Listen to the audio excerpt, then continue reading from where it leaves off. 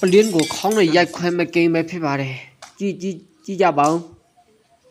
လာပြီကိုင်းပြီးရိုက်ခွဲတော့မယ်အိုး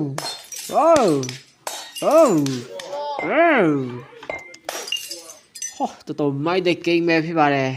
ဟုတ်အခုလိုကိန်းကတော့အချိန်မရွေးစောတာကတော့ဆေးရုံကိုရောက်သွားနိုင်တဲ့ကိန်းလည်းဖြစ်ပါတယ်အခက်မသိရင်ခေါင်းကိုချုပ်ရမယ့်ကိန်းလည်းဖြစ်ပါတယ်ဟောဦးလေးတပြီအခုလိုကိန်းကတော့ကြည့်လို့ရမယ့်ကိန်းလိုက်လုံးလို့မရတဲ့ကိန်း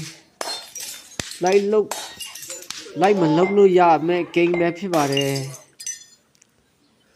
ဒီကိန်းကတော့စိတ်ဝင်စားစရာကိန်းပဲတင်ပြပေးတာပဲဖြစ်ပါတယ်